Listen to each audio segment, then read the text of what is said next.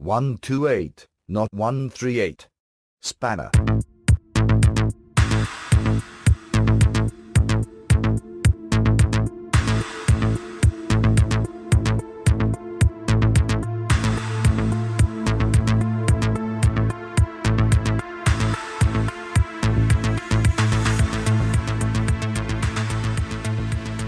Hello and welcome to episode 138 of Chet and John's Reassuringly Finite Gaming Playlist. My name is Chet Roivas. John Denton is not with us this week. He is on holiday, so standing in for him as usual is former Joypod host, Joypod co-creator David Turner. Denton! Oh, Jesus Christ. Over the next amount of time, we're going to go through two top 10 lists. The 10 games we've been playing over the past 7 days, the number 10s are the games we've been playing the most. The least and the number 1's the games we've been playing the most. Dave, let's go. Right, my number 10 is NFL Madden 25. That's not the new one, that's last year's model. And the reason why I played that is that I signed up to EA Access, which is a jolly good service, the one that I enjoy using. And I thought, well, that's the only game that I haven't downloaded and tried on the Xbox One from that service. So I thought I'd give it a go. And within 30 seconds, I thought, I'm going to delete this. Not because it's a bad game. It's probably really good for all those people. But American football does not appeal to me in the slightest. And I loaded it up thinking, maybe I'll get into it. Maybe I don't know what the fuck was going on. And it's just way above my head. And I'm not interested. I thought I could be playing FIFA. So I turned it off, deleted it, and regretted the time I spent with it. Why did you call it NFL 25? That's what it's called, isn't it? NFL Madden 25? 25? What's 25 got to do with anything? I'm assuming it's the 25th one. Don't quote me on that, but I'm assuming that it's the 25th one. 25? I have never heard of a game called NFL 25. NFL Madden 25. I'm pretty sure that's the full title, because you have to say the fucking full thing to launch the game. 25? Is EA Access like a portal to the future or something? It's not 2025. I think it's the 25th one. I think they just dropped the years because it was, confusing people. I don't know. But I'm sure it was called that. Unless I was just having a massive heart attack and I just saw numbers or something on the screen and I wrote it down quickly. But it wouldn't surprise me because I literally spent about 30 seconds with it before going, no, and turning it off again. Yeah, I mean, I don't really understand American football. I've tried many times, and I've liked the games, kind of. But the whole point of not understanding the sport is a gigantic barrier. So I don't think I will try and avoid those for the foreseeable future. As good as they're meant to be. It would be quite fun playing local multiplayer with someone that equally does not know the game, just to see how you get on. But just being one little guy in a room. Downloading it to your Xbox with just complete ignorance of what the sport's about, probably wasn't the best way to play the game. So I just screamed Xbox delete that, and it was gone. It was gone from the hard drive. How long are you going to keep EA Access? Just indefinitely? I don't know. It's an auto renew, and I think I might have already renewed for this month. Hopefully not, but then hopefully because we've been enjoying FIFA, haven't we? Been loving FIFA, and apparently they're adding Need for Speed this month. That's the word on the street. And if that's the case, then what a fucking brilliant game to play for a month for £4. Yeah. It's a brilliant service, man. It's come under fire from what I can only describe as idiots.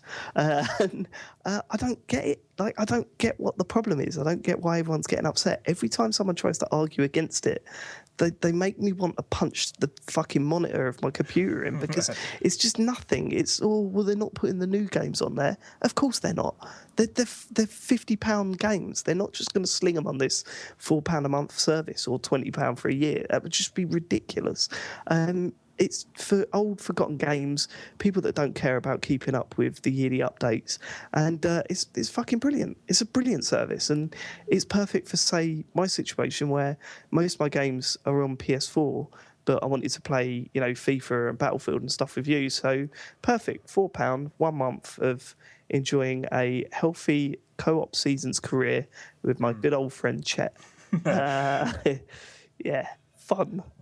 I don't have a problem with the service at all. I suppose the thing everyone's concerned about is that it's going to set a precedent. But I guess what's wrong with that? I don't know. I suppose I don't know. I don't know. It's a fucking it's a real can of worms, really. Well, that's it. People go, oh, well, I don't want to have too many subscription services. Well, don't subscribe to it then. It's not it's not forced on you. It's fine. You can go out and buy these games from the shops. It's not forced upon you to, and they won't stop doing that because they know that they can get £50 to £60 for the games when they come out. They know they can get that.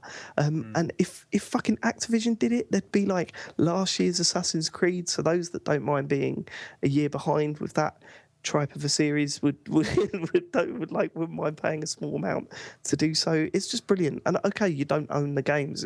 It's more of a rental service for £20 a year. That's incredible. That's incredible. Shut the fuck up. I'm torn now between pointing out that I've done it now. So yeah, Ubisoft published Assassin's Creed, not Activision. I was going to wait and just watch you get inundated with people on Twitter saying, "Listen, you're mate, an idiot." Listen. Joypod's been dead for nearly a year. I don't even know. I've turned into my dad when it comes to video games. I haven't played Mario for ages. Okay. All right. Well, okay. Well, I don't know if my number 10's on your list. It's a game called A Certain Hero's Escape on iOS. It is on my list. That is my number 6. Oh fuck. Okay. Well, I'll wait until then. Okay, we'll do that. My number 9 has been mentioned on this show before. It's WWE Supercards. Oh, yeah. I have no idea why I downloaded this. I heard John talk about it, and I thought, do you know what? I take the piss out of card games all the time. Maybe I should just suck it up and play one. And all right, card game fans, don't rage at me because I know that this is very, very simplistic game and it doesn't represent the genre you love. But it's weird. It kind of got its claws into me for about 2 hours, which is not bad for a free iOS game or whatever. But then, unlike John, I sort of really thought, why am I doing this? Like, it's set up as if you're playing someone else, but you're not. It's kind of like an AI, and then you just think, and then all the sort of competition just falls apart because you're like, well, I'm losing some and I'm winning some, and I don't get to see their deck, so it could just be random. It could just go, okay, you need to lose one now. Here's a really hard card to beat, and you're like, okay, well done, and then. Yeah, it just makes you feel empty after a while. But for those 2 hours, I was genuinely trying to build up my deck and train up my wrestlers and stuff like that. And it was quite fun. But then it just lost its appeal just suddenly. It was as if someone slammed the brakes on and I crashed through the windscreen. Should have worn that seatbelt, but didn't. So, dead. Deleted it. You're not going back then? No, I can't. It's got... if I could play other people in real time, then maybe it might interest me. But when you're playing against these sort of AI-based opponents, it kind of feels a bit hollow. And as John said last week, the King of the Ring mode, it just makes no sense whatsoever. You just send your little cards off to do stuff, and then you check back later, and it's like, okay, well done. And I'm like, okay, well, what do I get? Some cards, good. My life goes on with these cards on my iOS app. Yeah, weird sudden stop of interest with that game. I've got it on my iPad, but I haven't tried it yet. John's description of it sounded like Hearthstone and a load of other card games that just I can't really understand the appeal of. But then again, I haven't. The animations are funny when the little cards like body slam each other and stuff. That's funny. But then that comedy lasts about 3 games before you just skip those little cutscenes. But yeah, you'll hate it. I don't. Well, I'll play it before next week and I'll talk about it. But the appeal doesn't immediately seem. It's not apparent to me straight away. But I'll talk about it. You'll hate it next week. Again, my number 9 I think is on your list. It's Swing Copters on iOS. It's not. I didn't make my list, but I have played it. Okay. John spoke about this the other week. If anyone doesn't know, it is the latest from Dong Nguyen. Yeah, that cheeky little fella. The maker of Flappy Bird. John spoke about it, I think it was last week or the week before, and said that it was utter crap, and I can only agree with him. I thought he was being harsh at the time, but he was nothing of the kind. It's rubbish.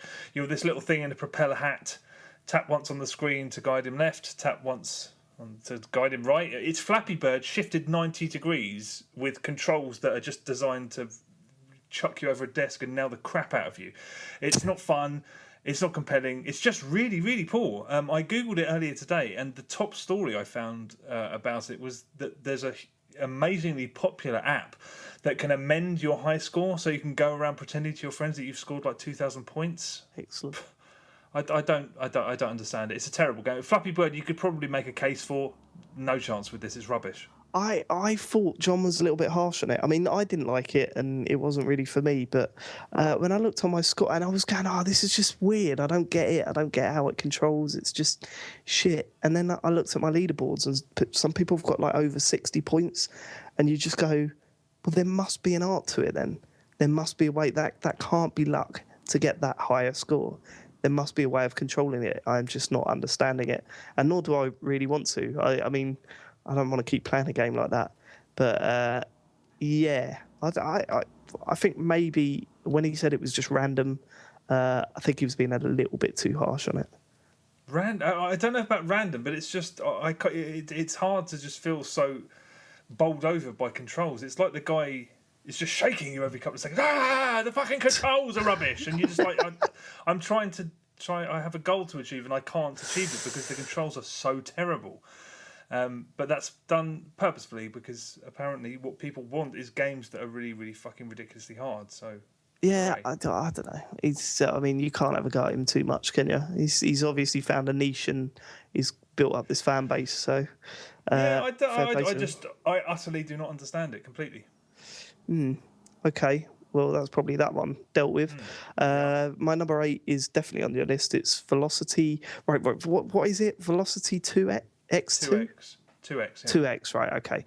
Yeah, I've played that video game, but we should probably save that, shouldn't we? It's right. It's occupying my number 2 and my number 1. So yeah, we might as well sort of stick it in at the end. Okay, let's do that. Cool. Okay, well, my number 8 is a game called Jurassic Park the Game. And I'm not 100% sure that is the title. I was working, and a YouTube video that was just running in the background looped and went to the next thing on the playlist, whatever it was, and an ad came up, and I heard Jurassic Park dialogue, and I was like, what? They're not releasing it again. They just re-released it like last year or whenever it was. Was it maybe even this year? So I clicked on the YouTube, and it was an advert for something called Roxy Palace. It's like play Jurassic Park the game at Roxy Palace, and I went there, and lo and behold, it's an online casino, and the Jurassic Park the game is literally like a fruit machine, a slot machine. So I played a slot machine for a little bit. They use a really misleading credit system to con you, I assume, into thinking that you've won real money when you've really won air. There are bonus features which barely make sense, and they flash up repeatedly on screen to sort of excite you into thinking that it comes up, you won 6.00. So you think, I've won £6 when it isn't. You've won 6 fucking air credits or whatever the fuck. Listen, don't diss air, mate. You need that. That's true. That is true. I thought this was like going to be a pure bootleg too, but there are official screenshots and pictures of the actors, the logo, etc. So I was like, what are they playing at? What are you doing, Spielberg? But obviously, I've littled out that he knew nothing about this. It's a really shit fruit machine. I have nothing else to say except that sites like these should be really difficult to access if you're not, of age. But I cruised in there with no issues whatsoever. Come in. I got 3 Jeff Goldblums in a row and won 1.50 somethings, and that was the highlight. It's wank. Are you sure you're not like terrible. A millionaire out of this thing and you don't know it? You just think, I've been conned here. You've actually got like £2 million in the bank. Yeah, someone's tearing their hair out. No one gets the 3 Jeff Goldblums. It's a fucking jackpot. I hope that's not the case. Otherwise, I'll be dead by the time this podcast goes out. But Jurassic Park the game, as they called it. Don't play it. It's a fruit machine. It's rubbish. Okay, my number 7 is a 3DS game called Zelda: A Link Between Worlds. Have you played this one? No, I haven't. No. Shame. I'm finding it hard to go back to. It sounds terrible because it's so well praised and people love it and they say it's the best Zelda in ages, and not just like people that are clearly up Nintendo's rear end. I mean, close friends have said, no, you really have to play this. But I'm finding it so difficult to get into. It's just, again, it's that whole Nintendo thing. It's like, okay, this again, is it? And people say, no, they've changed it up this time. But I've yet to see that. I'm walking around the same familiar places, fighting enemies that look terrible, and chatting to Zelda, who tells me I've got to go on a quest and that. I don't know. Maybe I'm just falling out of love with Nintendo a little bit, but this certainly hasn't helped drag me in so far. I've not even made it to the first dungeon though, so that's why it's so low on my list. You said that you're fighting enemies that look terrible. What do you mean they're badly animated? Oh, mate, there's these again right at the beginning. So I'm fighting these like little green wobbly things, and they look weird. They look out of place. They don't look anything special. They're like little yellow. Did I say yellow? I meant green. Little green splodges. And you're like, okay, why am I doing this? Like, they're not challenging to fight, which they wouldn't be because it's the start of the game. But they're just annoying. They really, I don't know, they just touched the nerve with me. I think they reminded me of the Flood a little bit, and that always pisses me off. So, yeah, I don't know. But I should give it the time that it deserves. But right now, it's not calling me back. It's in my 3DS, and my 3DS is fully charged, but I can't muster up the strength to play it. How depressing is that? Yeah, have you not started going into the walls and transitioning around the walls? Yeah, the stuff that's in the. You haven't even started doing that, but that's where the game is, surely.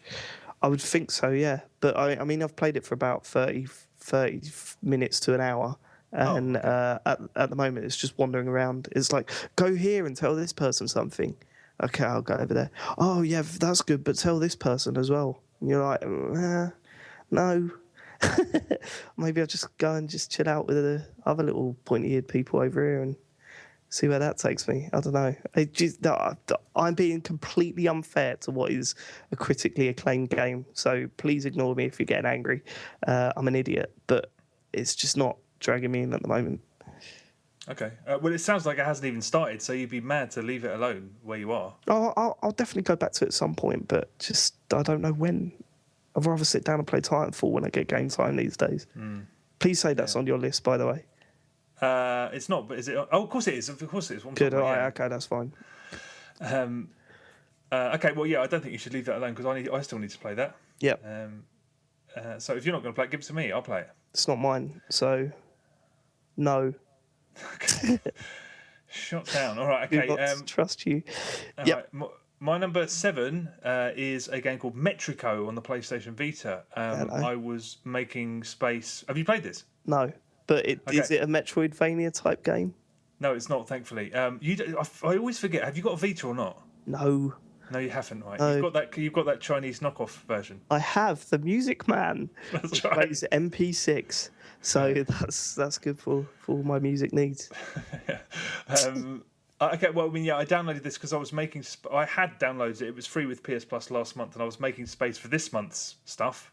And I realised I hadn't played it, so I jumped in. I'd heard from several people, including John, that it was incredibly frustrating. And it had one of the worst starts, the worst opening 10 minutes of any game ever because of a terrible bug. The very first puzzle, a very, very simple, straightforward puzzle, glitched for me, and I just was on this screen for 10 minutes, tearing my hair out, thinking, what can it possibly be to get past the screen? I rebooted and I started again, and it did exactly the same thing. And I was just going insane. Why I persevered long enough to start it for a third time, I don't know. But then I got past it. You just have to walk under a pillar, and it just wouldn't let me progress. But anyway, it was driving me insane. So like I say, I bothered to go back, reset it twice. I don't know, because I was so irritated. But did you think it was like PT? It was like a Hideo Kojima game, and you're like, oh no, I've got to work something out here. If I tap X and then shout for 3 minutes, maybe it'll let me pass. I can't remember what Zelda game it was, but there was one Zelda game where you get to a brick wall, and the only way to get past it is to kneel down next to it for 20 seconds, and then this whirlwind comes along, and you're like, how on earth is anybody supposed to? The only reason people knew how to do that is because magazines at the time published guides for it. So because I'd heard this game was so hard, I thought, I thought it was a puzzle like that, so I was going mental. But anyway, you just walk underneath it, and that was it. If you haven't played this or heard of it, you're this tiny little silhouette of a guy in a hoodie, who I have to say has the campest run in history. He's flailing his arms around. It's quite funny, really. And you walk from left to right, and everything is angular and kind of lacking in detail. But there are things in the world like percentages. And at one point, the background turns into like something that looks like the layout of a school exercise book. And there are pie charts everywhere. I don't know. I'm going to be quite disappointed if it turns out at the end is that it's just some guy daydreaming on his lunch break and he has to go back to work or something. There's just work-related office stuff going on in the background. But jumps trigger specific platforms, running in a specific direction triggers specific platforms. And I've played it for about half an hour, and I'm just coasting through it. The puzzles aren't too challenging. I'm figuring them out as I'm running through, more or less. and it's really rather good. Partially, I think, because it's quite easy, and it's more than clever enough. But I just like the momentum of solving puzzles as you're running through something. You know, however tame they may be, it's always more involving to me than just stopping and solving a puzzle. It just feels to me like more like you're playing an actual video game. The thing is, from the positive reviews that I've read, what's meant to be so good about it is how unbelievably difficult it gets a bit later on, around the halfway mark, I think. And I have a feeling that those puzzles are going to have I have a feeling they're going to get so obtuse that I'm just not going to be able to enjoy it at all. I've also heard from a couple of people I really trust that the controls start to become a real barrier as it gets more difficult as well. So, but I mean, I will get there. When John spoke about this a couple of weeks ago, I thought immediately that is a game I'm going to hate, and at this point I definitely don't. Although the sound design is doing just less than nothing for me at the moment. It's kind of blasts of ambient white noise and weird sound effects, and it doesn't seem to have been crafted with a massive amount of care, to be completely honest. It just seems randomly generated, and it's just disruptive for the sheer sake of it. You know, it's Randomly generate music is not a good thing. Like levels, fine, I can deal with that. Not music, I don't need that. It's not really music either. It's just noises changing, different pitches, and it constantly sits on the cusp of being genuinely fucking irritating. But that aside, I've only really dipped my toes in this, but it's really good so far. I'm liking it. I'm going to be curious to see what happens when it starts to turn into a right bastard later on. So, but I'll speak about it again. Talk about right bastards. So number 6 then is A Certain Hero's Escape, which, can I just explain, you text me and said, play this. And I thought, oh, right, maybe, you know, it's an interesting game that we could... Why have you sent me that? Where did you even hear about it? It was actually a listener recommendation a couple of weeks ago. Okay. And I got a chance to look at it, and I played it for maybe 5 minutes or something. So, but I thought it'd be nice if we both had a crack. Yeah, I think that. Right, so A Certain Hero's Escape is an iOS game, which is a bit like it looks like a old school Japanese RPG, but it's not. Yeah. It's a room escape puzzle. Did you get out of the first room? I did, but it wasn't by my own work. What? What? Someone else did it for you? But essentially, my girlfriend snatched the phone out of my hand and solved it. But then she enjoys things like Sudoku, so I mean, I was just thought. There's no link there. There's no link whatsoever. You know, really, really ridiculously difficult Sudoku doesn't make any sense to me. And when I looked at this puzzle and how she solved it, I was like, I'm pretty sure I could have probably looked at that for a very long time and not figured it out. Did you have any inkling at all how to do it? Yeah, the first puzzle was relatively straightforward. Not to sound like a dick, but it was pretty easy at the start there, Chet. No, but you said you didn't get out of the first room. No, I did. I asked if you got out of the first room. I got out of the first room, and then... You're talking about this... it was like the line of colours. The ripped piece of paper show you in what order to tap the line of colours along that painting thing. Yeah. Are you telling me you did that for your... Okay, all right. I'll take your word for it. There's 2 bits of paper, one with an arrow pointing left and down, and the other one with the arrow pointing right, down and left. And then you look at the painting, and it tells you which order to press the buttons on the floor. I mean, it spells it out for you. Literally, especially when you talk to the cat and they go, "Oh, look at the paper," and then look at the painting. I'm pretty sure the cat at one point goes, "Chet, what are you doing? Give it to your girlfriend." Like if you keep tapping it. The only reason my girlfriend could snatch the phone out of my hand is because I was playing it in bed and I was half asleep. So there you go. Fair enough. The second room is a lot more confusing. The puzzles all over the place. The tips don't tell you anything, and I got completely I stonewalled with it. I didn't know what I was doing, where I was going, and what's even more frustrating is that I think about 4 people in the world have played this game, so there's no advice or walkthroughs or anything like that. It's just a weird little puzzle out there that no one will be able to solve because no one can follow it. It's got weird broken English as well, so when you're getting the tips from the tip givers, they just say really weird stuff that just makes no sense. Look for something hard and round. And it's like, well, there's loads of things that are hard and round, and I've taps on them all, and nothing's happening. What's going on? But yeah, I mean, it wasn't as awful as I thought it could be. The advertising in it is insane. Did you pick up on that? There are a couple of things that I tapped on, and it took me to some advertising. I clearly tapped on an advert that took me to some Japanese website that my phone couldn't work at. But yeah, there are adverts all over. Well, there were like a huge icons across the top, and there's certain areas of the game where if you want to go into another room, you've got to tap on the little sliver of space between the adverts to get up into the room. It's ridiculous, but that's what these games are like, aren't they? They just put any old shit out and try and get you to accidentally tap an advert. The amount of jump games, like endless runner games that I've played, where an advert will just flash up on the screen as you're trying to jump, and takes you off to a website because that's a hit for them and a little bit of money. Yeah, it's insanity, and this sits well within that sort of that style of game. But yeah, I mean, it wasn't terrible. It was just weird. I can't believe you recommended it to me. It was weird. Well, I didn't. A listener recommended it, and I just thought it was a really curious case because, as I said, whenever I last spoke about it, there's just pages and pages of people on the internet. If you go and look, just Google a certain hero's escape, and you will happen across forums and I think there was some kind of petition where they were pleading with the guy who made it. I think it was one person, one bloke. To localise it and to bring it out for English speaking audiences, but I don't know how they found out about it. I don't know how they. It doesn't make any sense to me. That's why I thought I've got to try and uncover what's so apparently brilliant about this game, and I couldn't. I mean, the first puzzle stumped me, but even as we progressed past that, we went into the big room, and there were several rooms, and there's two different shops selling different stuff. Yeah. And they were, like you say, real kinks in the localization, spelling errors, and some of it was just gibberish. Some of the text. But I don't know if you appreciate the way these puzzles have been designed. I don't know. If really, the way I look at it, the puzzles are just really, really obtuse. And if you like that, and some people obviously do, then the thing's free, for God's sake. Go and have a look at it. I mean, the first one felt to me like a real brain teaser, but if you solved it, I guess that's completely incorrect. Yeah, my advice would be go and download The Room because that is genuinely brilliant, and it's got this weird atmosphere and it's a bit spooky and it's just a beautifully crafted game. This is a bit of a mess that does the same thing but not as well, although it is free, so you know what you're going to do. What are you expecting? True that.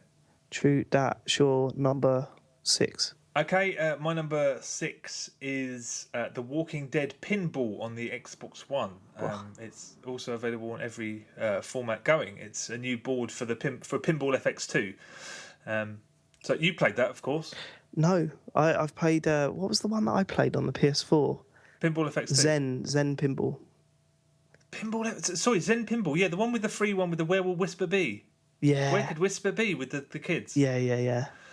Isn't that called Pinball FX2? That's called Zen Pinball.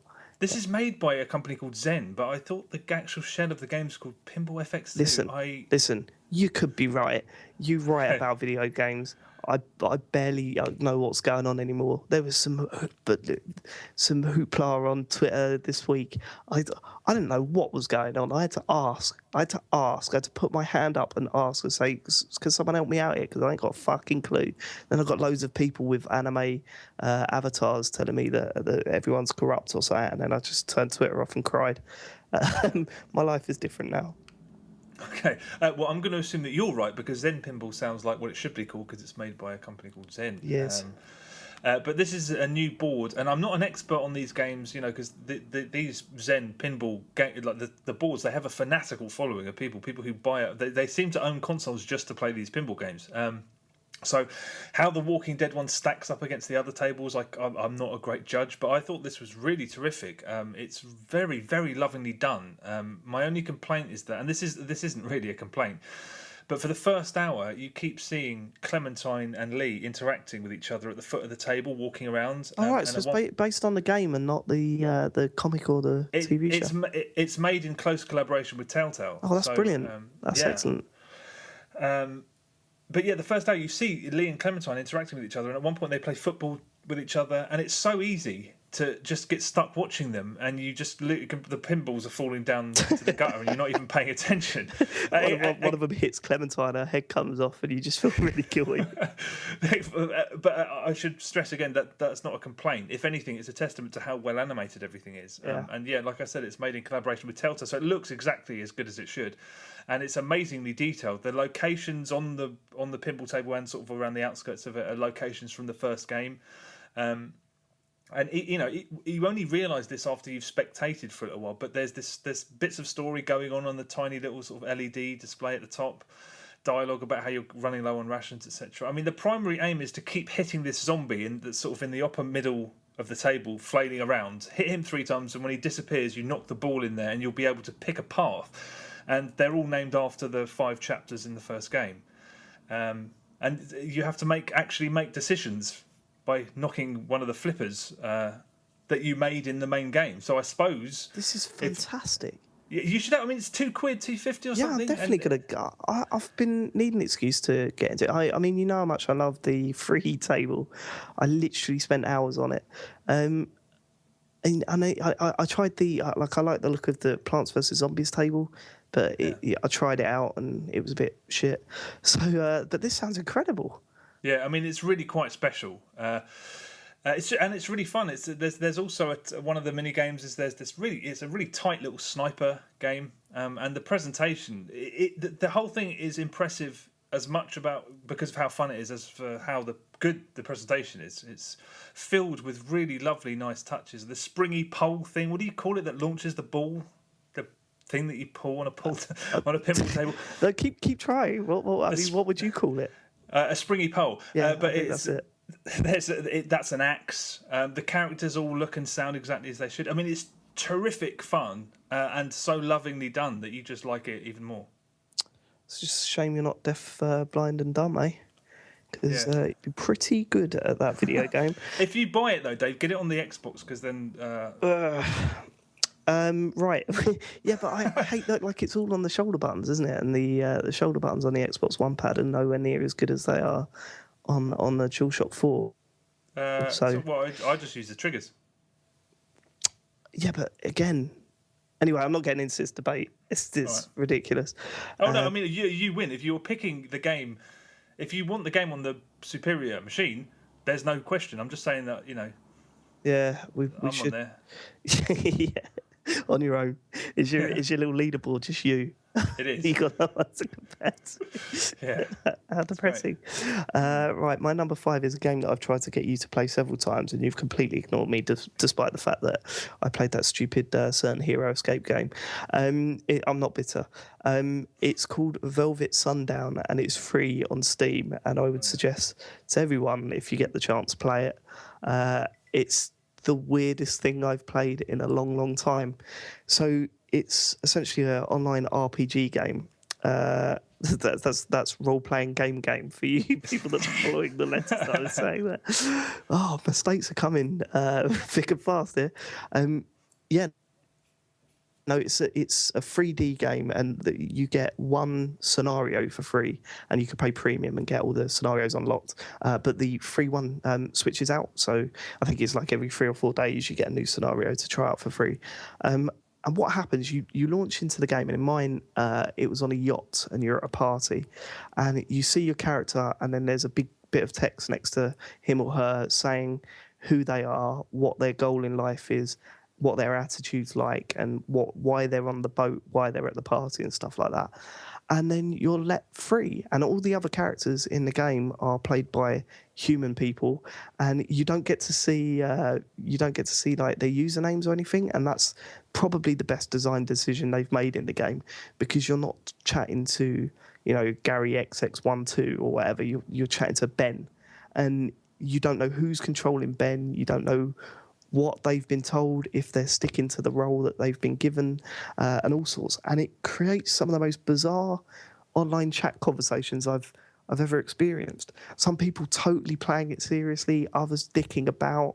But 90% of people seem to want to play it seriously and get their challenges done. There's no sort of achievements or anything like that. The game doesn't know if you've hit the goals that you've been given. So let me give you an example. On one, I think I was playing a girl called Kate. I don't know if that's her name, but I think it was called Kate. And it started off, you were having a tough time at home, and you'd heard about this party, and you just went along to carry on. And as the game progresses, as the time progresses in the game, your goals and your role changes. And in mine, she's slowly become more and more insane.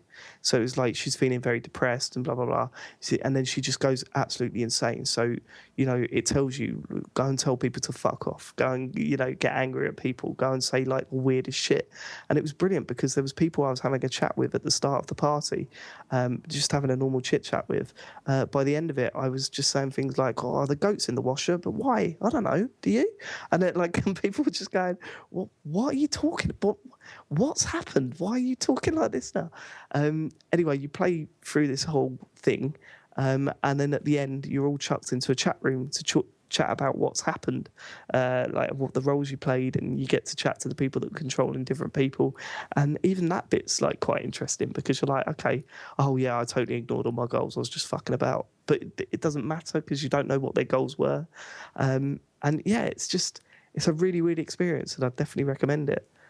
Totally free. And the other cool thing is I didn't experience that they'd switched it off when I played because it got too busy, but it has a text to speech server.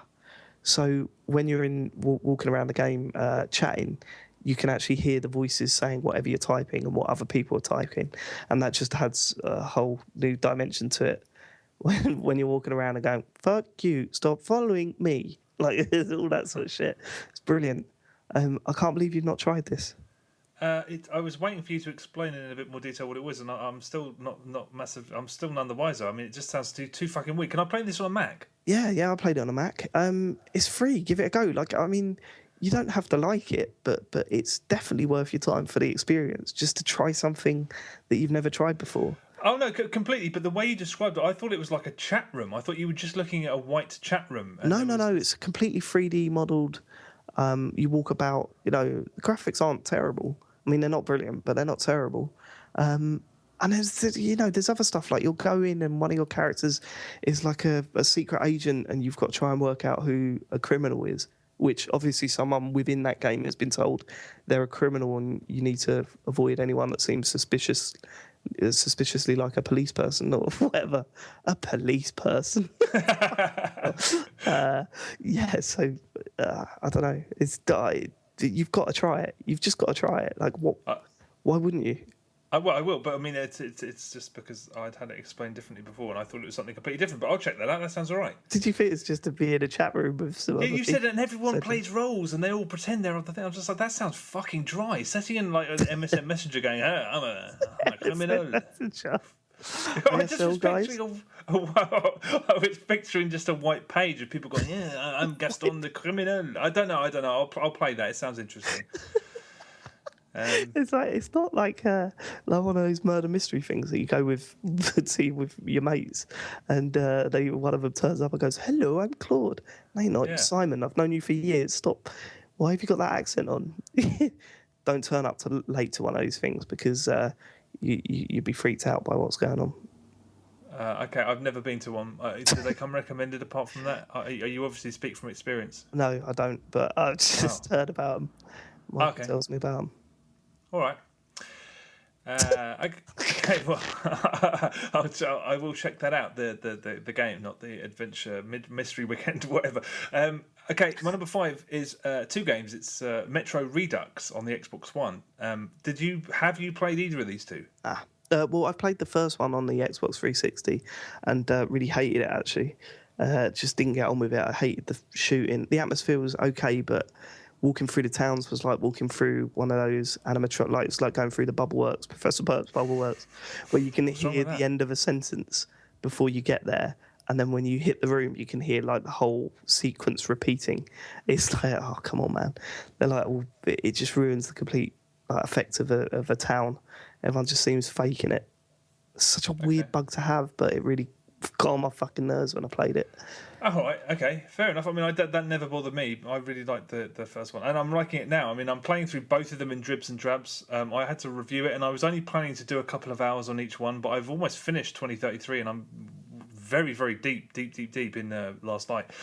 I love them. They look terrific now, and I spoke about this last week or whenever it was. The definition of the shadows sounds like a really small thing, but it makes the stealth sections like just a real pleasure because you're never spotted unawares. The beams of light are so clearly visible and defined that, you know, in both games now there's a system where you can sneak around unscrewing light bulbs, and I think that was only in last night previously, but I never bothered to do that. But now I'm just doing it all the time. It's like, you know, stealthy. It's wicked. You do have to be in the right mood though, because these are a couple of fucking morose games.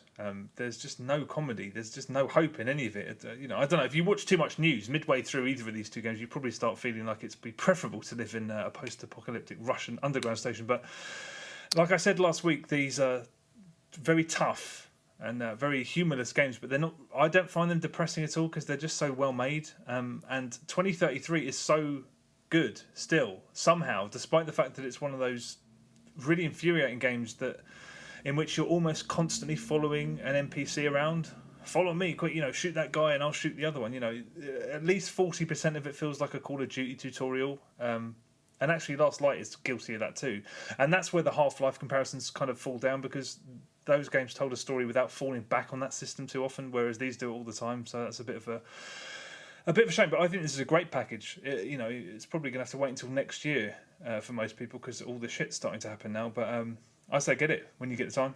Yeah, I mean, it's a quality package, isn't it, for two games? Well, what was it, 30 quid? It's about 30 quid, yeah. That's crazy. I hope it does well, but I just, I didn't get into it. I don't really like games that continuously beat you down. I mean, it took everything in me to complete Fallout 3.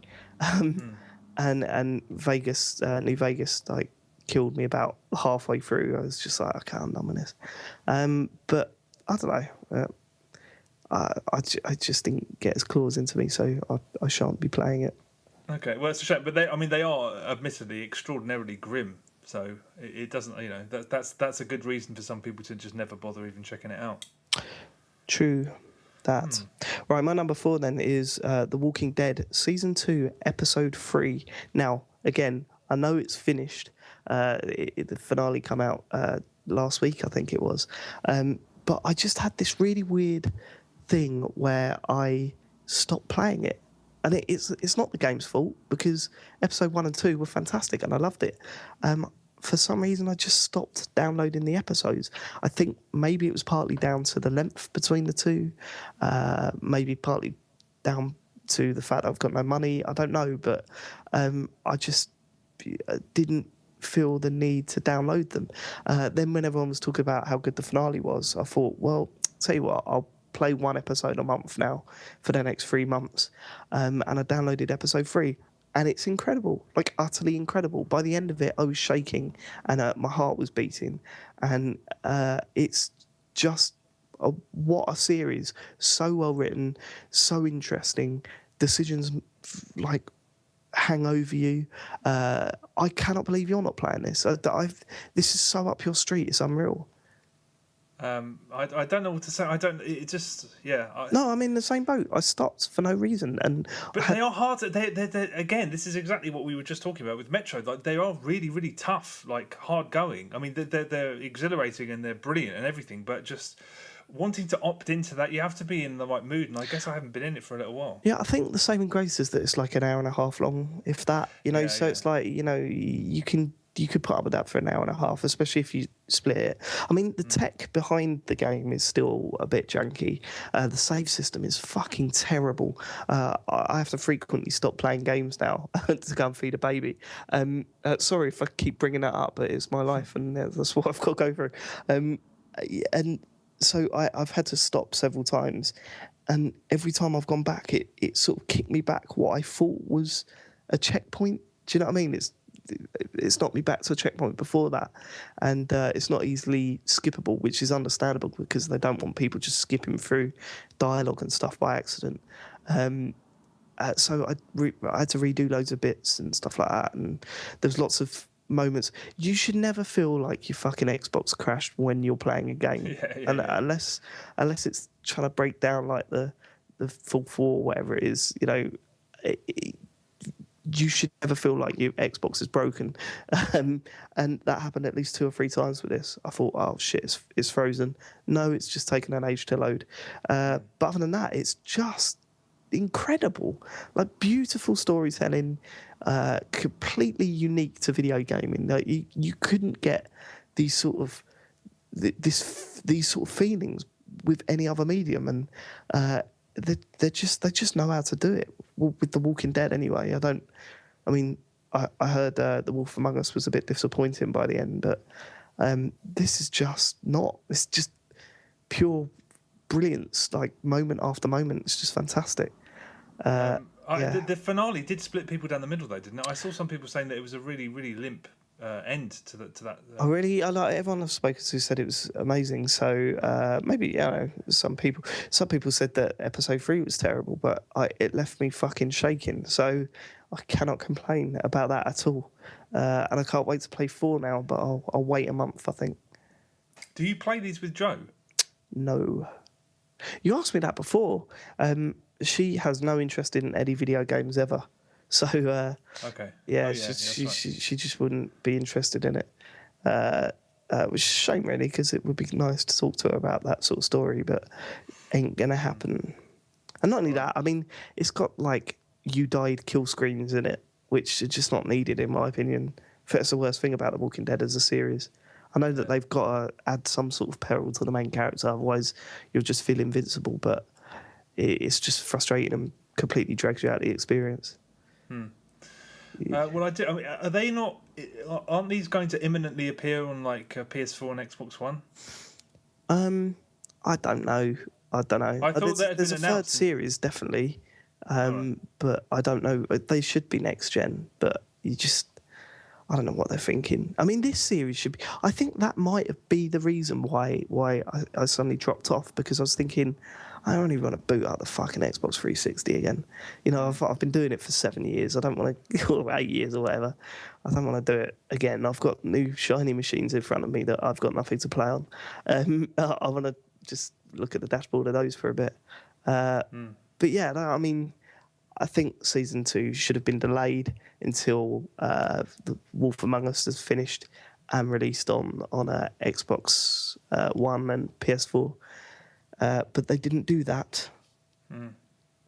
Shame. No, they didn't. Well, I mean, I'm pretty sure I read that they're coming to those two pretty soon. But then again, the engine itself is so spannered that I'm sure it's going to have many of the similar problems. Well, yeah, I mean, the engine's meant to be a lot better on PC, so hopefully with more power. That's how it works out, isn't it? More power, better game. I think that's how they work it out. So fingers crossed. We'll find out. I thought John played it on PC and he said it was lousy on PC. Maybe I'm just completely misremembering that. It can't be worse than the Xbox. Though. John says many things. He doesn't like the noises in freeze, so his opinion is not valid. Yeah. Okay, yeah, that's a fair point. All right, well, my number 4 is a game called The Golf Club on the PlayStation 4. Yes. This, I take it you have not played this? I've not, no. It's out this week. John spoke about this a few weeks ago and he was completely unimpressed, and I'm not in the same boat as him. I like it a fair amount more than he did, although it's far from perfect. He played on Xbox One, I played on PS4. The first issue with it, and it was a persistent issue, is that everything is done via the cloud. So even in single player, if your console disconnects from the internet for a second, you're booted back to the main menu where you have to click on this Go Online panel, which only works sometimes. And although the game promises that it instantly saves your progress as soon as you're taken offline, which allows you to leap straight back into where you were after a disconnection, I was often 2 shots behind, which when you've pulled off an amazing shot in a single-player game is incredibly annoying. Also, whenever I tried to switch modes, it sometimes just hung on the main screen and a little Wi-Fi symbol flashed on the bottom right of the main menu and you can't select it. I had to reboot about 3 or 4 times, so... worth mentioning, my PS4 is connected via an Ethernet cable to a very fast internet connection. So I'm hoping that this is just launch week issues and that these won't be a problem after that.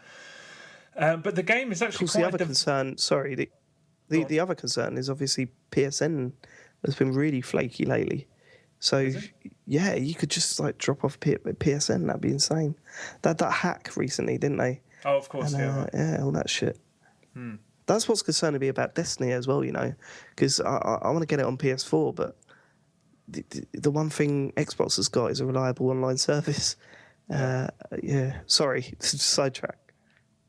Yeah, no, I mean, I agree with you. It's a shame that I have to pay £80 a year, but I mean, the PlayStation Plus freebies are incredible, but the stability of Xbox Live is worth paying for, as far as I'm concerned. So yeah.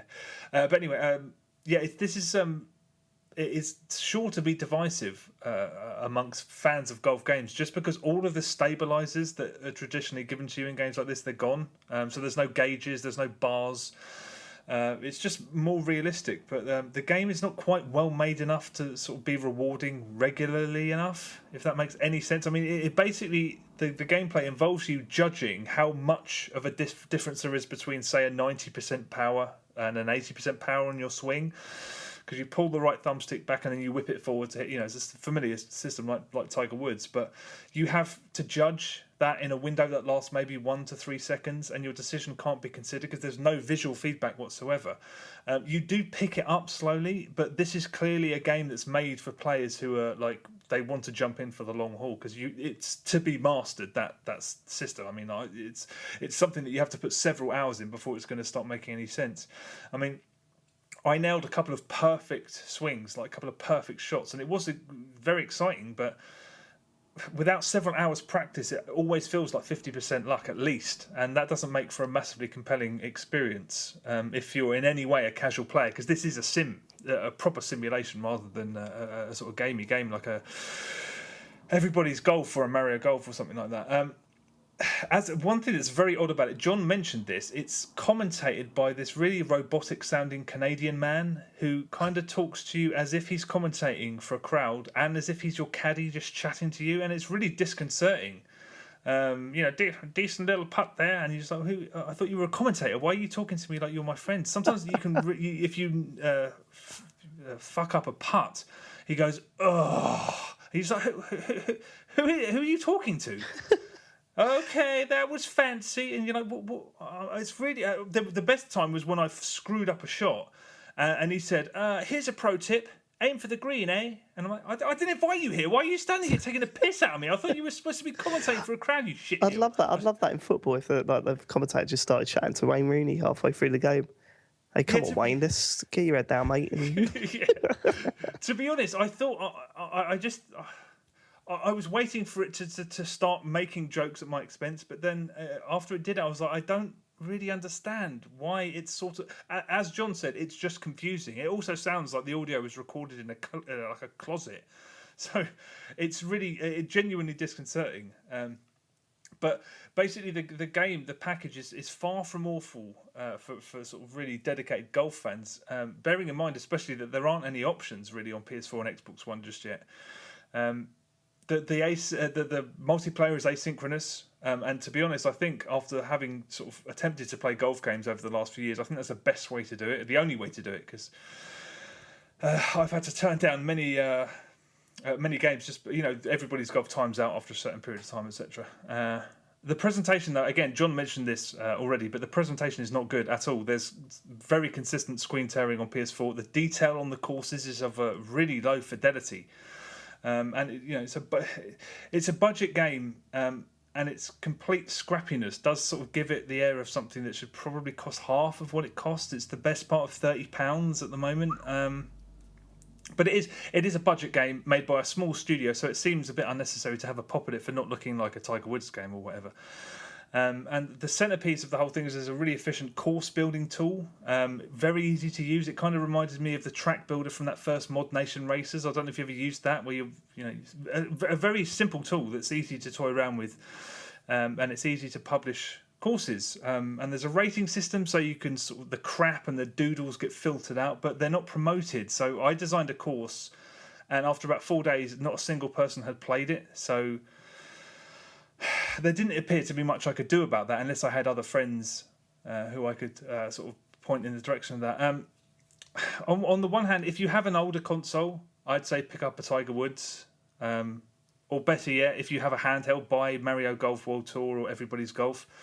Well, But this on the is other it. hand, I mean, this is going to be completely. They've just announced Everybody's Golf on the PS4, so why would anyone buy this? well, this is the other. On the other hand, this isn't really comparable with those two because it doesn't do everything for you. Those games are incredibly straightforward and accessible. There is depth to them, but this is no nonsense. It's visually modest, but it's for enthusiasts. I mean, it's not great, but if you're willing to put the groundwork in, I suspect it'll prove to be solidly good at the very least. It's not bad. Okay. It's Probably not going to play it though, because no, I don't think if you're not if you're not really into golf in real life, I would swerve it completely. When is Everybody's Golf coming out? I don't know. Does it matter? It's coming. That's all we need to know. All they need to do is just give that little nod, and you're like, okay, that's going to be planted in the back of my mind. And when that game comes out, I'm probably going to not go to work for a week. Let's just sit and play it forever. Oh, I love Everybody's Golf. It's so good. I didn't know you loved it that much. Yeah, man. It was. I played that so much on the PS3. It was unreal. World Tour. What a video game. Loved it. Mm-hmm. Right. Okay. Then my number 3 is on the Xbox One. It's called Peggle 2. And I'm a huge fan of Peggle. I think it's fantastic. But I wasn't optimistic about Peggle 2. And within the first set of levels, I'd completely fallen in love with it again. My 6-year-old son sat and watched me play it and cracked up every time I hit the final peg and the music come up and all the numbers come up on the screen. He absolutely loved it. So that cheered me up. 6 years old? Did I say 6 years? I thought that's what you said. 6 months. It's not 6 years old. That's insanity. Just to explain, I'm very, very ill. I'm on all sorts of medication and it's very late for me now. Been up since 4 o'clock, so I'm doing a Denton here and just saying words, and it might not make any sense. It's got a bunch of surprises in there. I love how they changed the end music up per round. I love the little challenges that it puts in there. You know, try and clear everything with one peg, but it's sort of set up like It's a Break. Now, what is that fucking show called? The snooker program. Take a Break? It's only a game show. Yeah. Big Break. Big Break, yeah.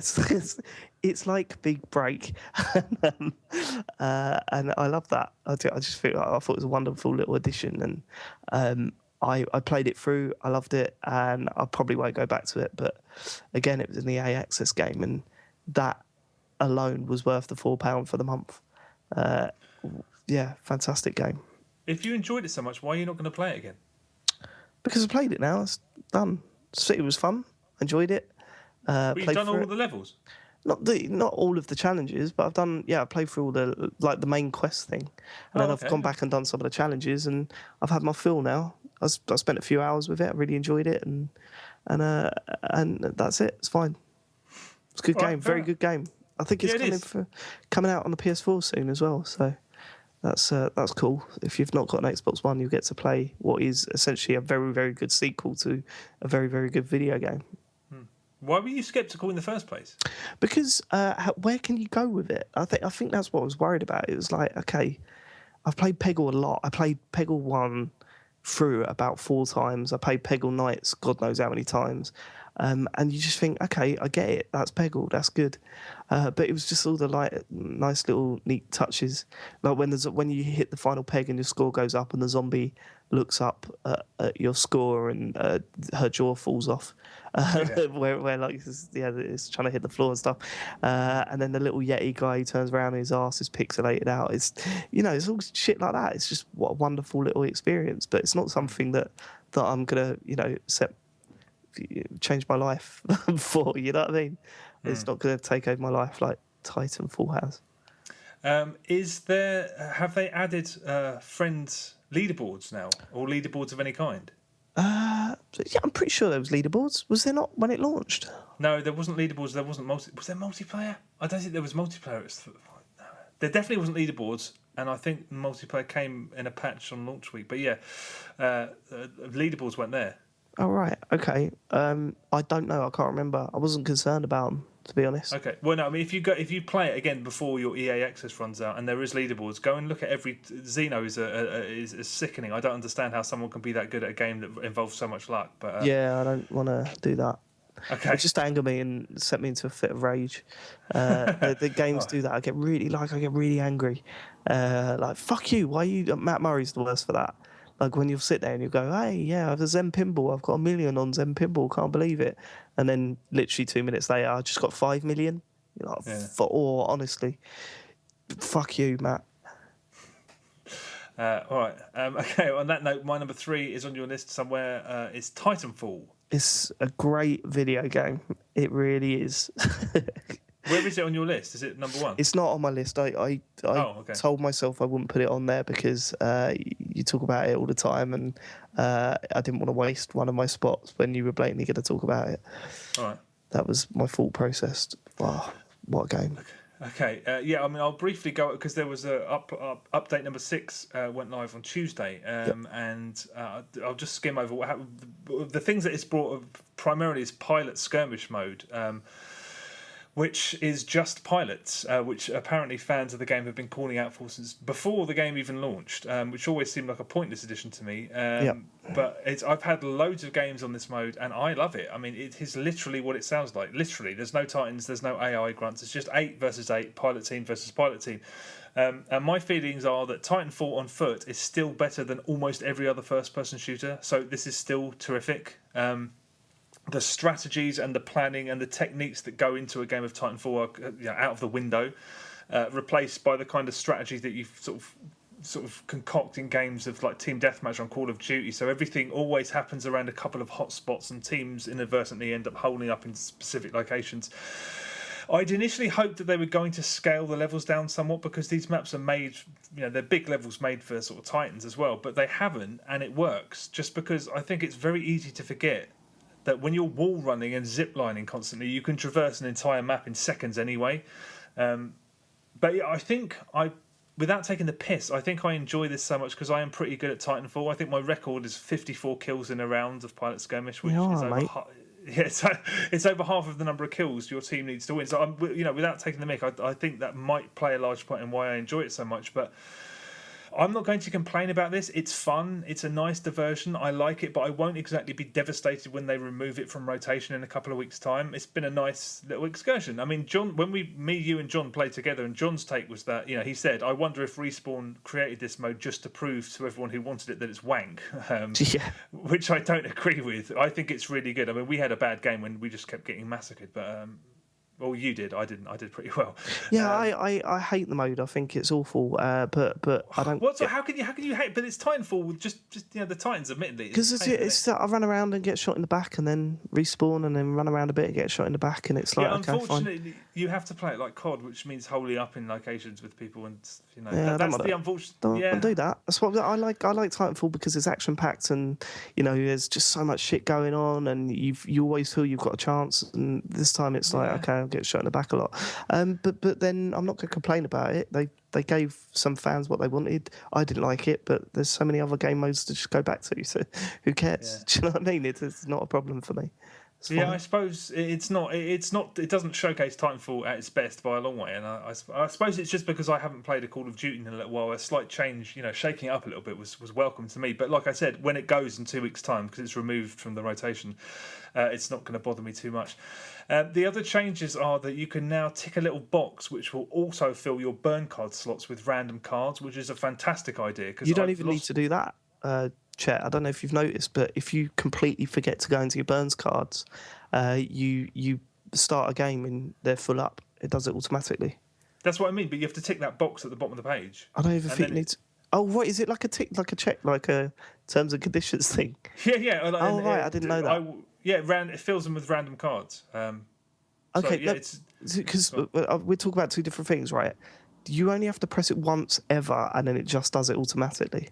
Yeah, when you go into your burn cards, there's a little box at the bottom. Tick it, and then it will automatically fill empty slots with random cards. I know that much, but then when the game ends and you start a new game and you've got empty slots... No, it's permanently on. That's what I've done then. I've inadvertently turned it on, and I'm happy that I have. It's brilliant. Okay, yeah, it is, because I've lost track of the amount of times friends of mine have said, "Oh God, I forgot to put burn cards on." It's like, well, Yeah. now it's a really good idea, and there are also now daily deals in the black market, so you can buy one-off burn cards at a discounted price, which they change all the time. So if you, for example, see that you've got a capture the flag match coming up, you can jump in there and buy like unlimited satchel charges or adrenaline transfusion or something appropriate for the game that's coming out. There is one new burn card, a very rare one called Roll the Dice, which appeared in a couple of my friends' daily deal sections, so they bought it but haven't used it. Apparently, it allows you to select your burn cards from within a game, which doesn't sound too amazing. But then again, I haven't used it yet. The game describes it as the Fabergé egg of burn cards, and I'm just like, I don't see that. I mean, but I haven't used it yet, so I can't really speak. The only downside is that games still have problems repopulating after people leave. Yeah. This is a problem that's sort of the last. I think it was the last update on Xbox One. It's been happening since then, and we keep getting stuck in games where it's 2v2 or 2v3, and they never go anywhere. And our only option is to leave and then matchmake again, and we always get thrown into a full game that's busy and constantly repopulating. So I don't really know, and that's also weird because you're also now penalised for leaving early, which is a bit annoying. I don't know what. I haven't actually looked into how you're penalised. It just marks you down as a loss. That's it. It's not nothing major. Yeah, it's fine. Oh, so it doesn't matter. Okay, that's. I thought you were somehow penalised for it, which would be annoying if you were leaving because it wasn't putting people in your game. Just takes away all your map packs. Yeah. But yeah, Titanfall is tremendous still. Well, yeah, I mean, the only thing I want to add to that is that, like you, I've totally become obsessed with the regen challenges, which is in order to regen in that game, you have to hit a certain amount of challenges, and that is Respawn's way of guiding you through certain weapons and certain play styles and that, and it totally works because I got totally addicted to it, and it happened at the end of my regen 3. Where I had to get a certain amount of kills with satchel charges, and I just sat down for 2 hours playing attrition, just concentrating on satchel charge kills, and when I got that last one, it just felt so good. And then it happened this time as well with the sniper rifle, which I didn't enjoy using, but then I edited it so like you can customize it. So I put a scope on it that didn't zoom in as far, but it was quicker to come up. And then I put a stabilizer on it so it didn't fucking fly about when I was shooting. So I was essentially using it as sort of like an assault rifle, powerful assault rifle. And all of a sudden I just realised, wow, this weapon's amazing. And that's what that game does. And so what I'm slowly doing is building up different. Like I was thinking, why would anyone use all their slots for different pilots? Well, now I know. I want a sniper one for a certain game style. I want, my sort of machine gunner for another play style. The only issue I have is that I'm not enjoying the game for what it is at the moment. I'm concentrating on the challenges too much. It's kind of destroying it. I'm like, well, why would I use my favourite weapon when I've got to use the auto pistol for a bit? Like, to get my challenges done, but that's just me. That's not the game. It's clear that the intention of the game is to guide you through all it has to offer, and there's no better way of doing it, really. I think that the issue with that is because we are all, everyone I play with is constantly going for challenges. We're all at different stages. I mean, I'm done now. I've done 10, but I mean, like, everyone else is 6, 7, 3. They're all over the shop. Well, that's because you're so good, Chet. I mean, as you say, it's at the end of the game. What happens often is that we're playing a game and everyone's trying to do their challenges within that, but as soon as it becomes apparent that we're falling behind, that's when you abandon everything and go back to your Don loadout, the one that you have for causing havoc. So just do that. Start doing do what you've got to do, and then if we start losing, then bring your A game, boy. Or as you do online, when you start losing, demand that we all play Call of Duty Ghosts, which yeah. Call of Duty Ghosts is a better game than this, goddammit. Right, okay, so we're at my number 2 now, which is Dead Rising 3 on the Xbox One. Oh, yeah. It's fucking brilliant, isn't it? It really is. I'm not a massive fan of Dead Rising series. I like the demo of the first game more than I did the actual game, just the running around killing things. And this feels like the demo with some actually quite decent boss sections in it. With some weird sort of added on stuff. The connect stuff during the boss fights is just weird.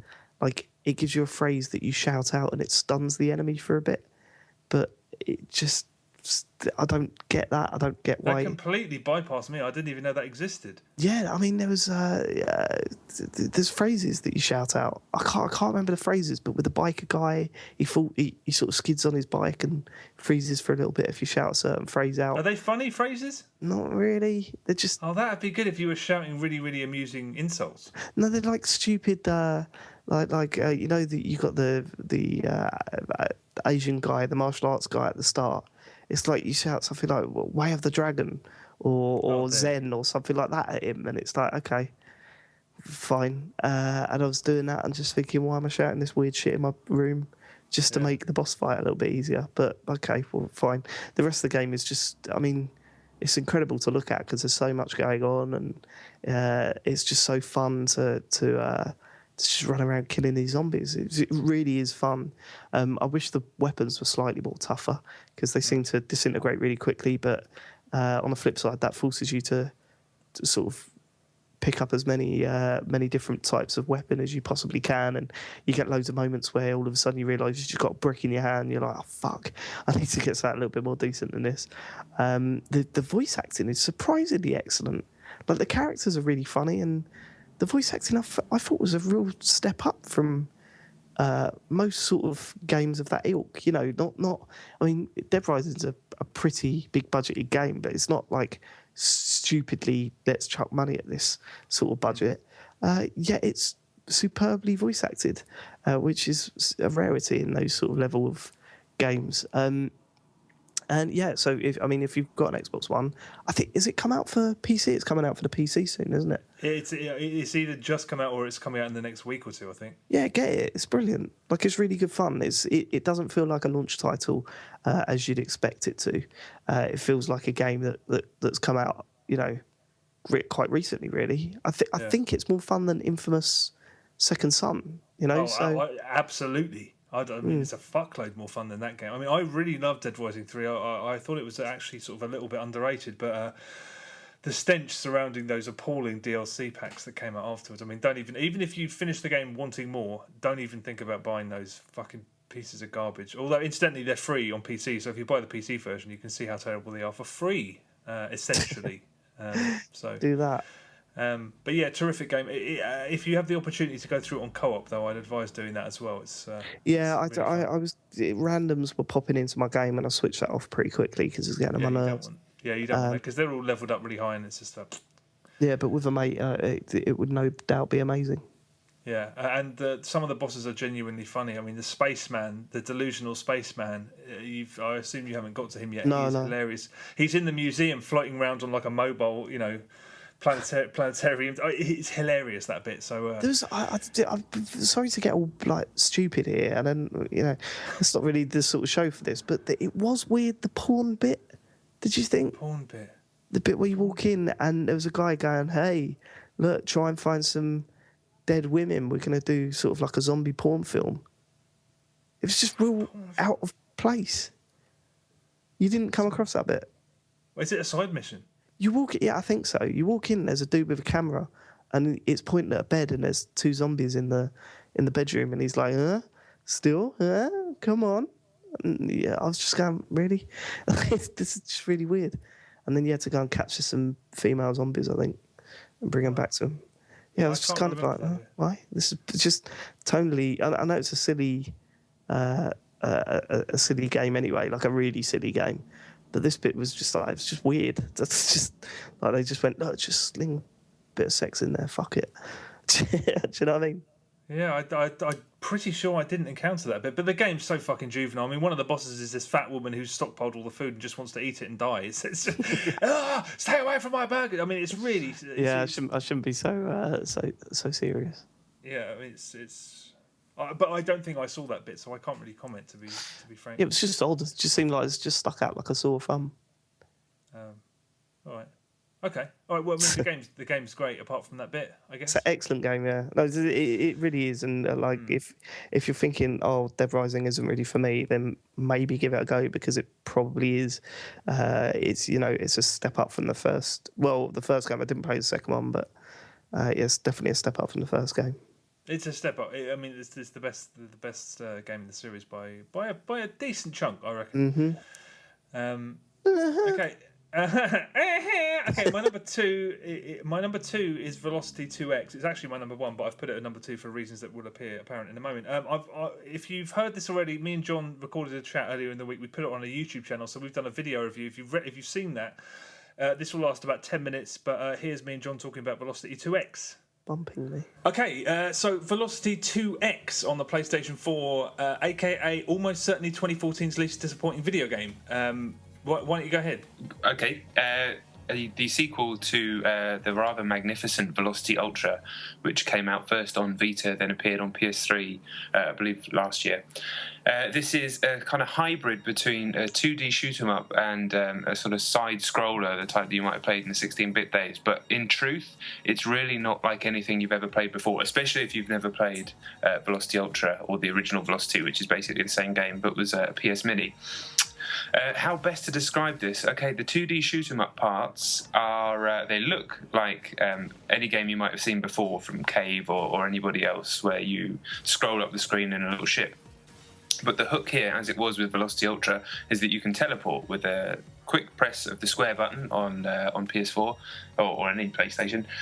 You can basically teleport your ship to another part of the map instantly, and the whole game is structured around being able to do this. So it might be the case where you're teleporting in between different parts of a level where you wouldn't be able to get there otherwise, or you're teleporting long distance to get other things, or you're teleporting out of the way of enemies.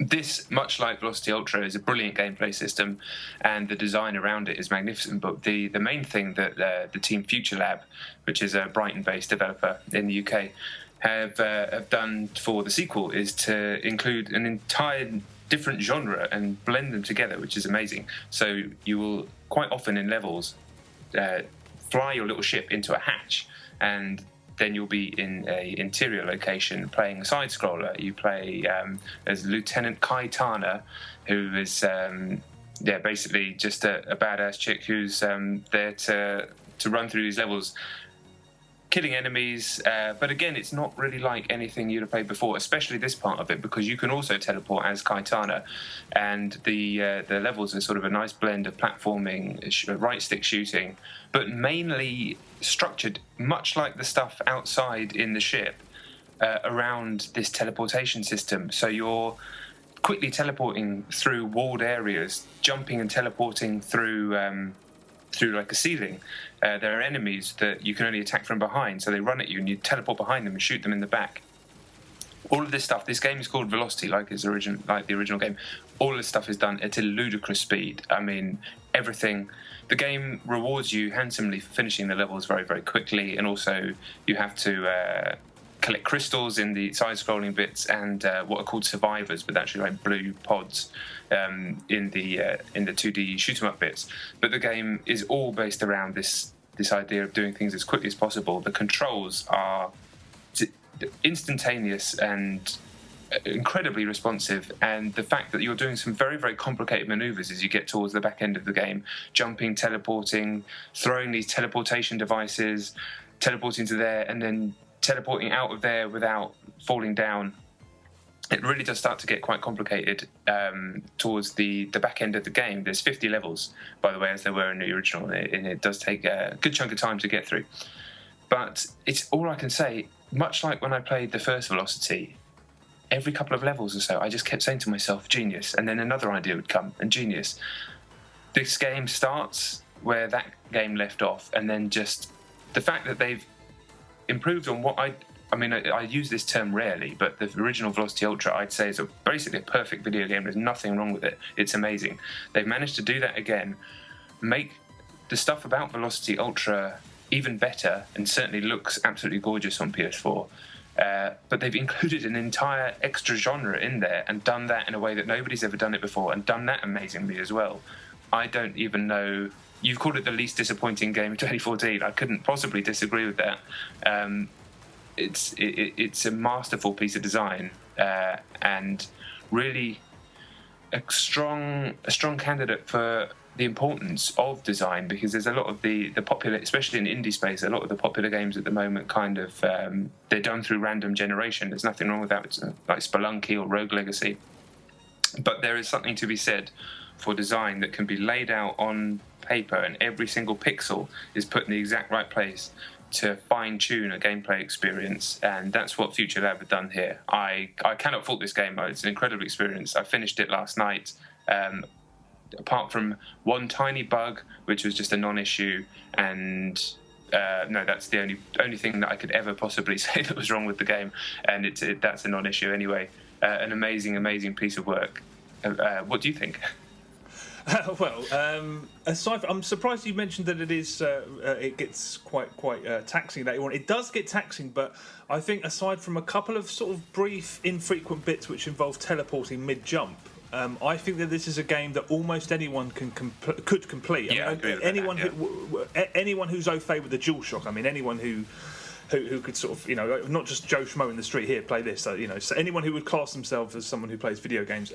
So the genius of it for me is that the whole of it can be seen by anyone. I've recommended so many games over the last few years where friends have come back to me afterwards and said that game you recommended me was rubbish, and I've had to ask, did you play it on hard? Because that's where the real game is. There's no barrier like that here. You're spared none of the just non-stop cleverness or excitement if you aren't trying to perfect every level. For example, it's a game that just wants players to experience it. Dying's not punished really at all. There are time limits scattered here and there, but they're like 20 minutes. I think half an hour was one of them. They're there for people who might be really struggling, but they're basically consistent. Exactly, yeah. There is a fearsomely challenging side to it if you want it, and it's only there if you want it. You will not think any less of this game if you aren't intending to go after every platinum trophy. It's stunning if you're a casual player, and stunning if you consider yourself to be hardcore and you're going to try and do everything and get everything perfect and whatnot. And there is something perfect about that structure. I can't imagine anyone walking away disappointed. I think it's a perfect way to make a video game because there's no barrier. Everyone can enjoy it. Everyone can see what's brilliant about it. And like you said, it's truly a cross-genre. It's kind of a racing game, it's kind of a shooter, and it's kind of a puzzle game. But it somehow has hardly any of the annoying traits that you associate with those genres. Yeah. So, for example, the shooting sections are really thrilling, despite the fact that you can't die, really. And the puzzling sections, you're told when to place a teleporter. Yeah. And you don't feel any less gratified when you use it correctly.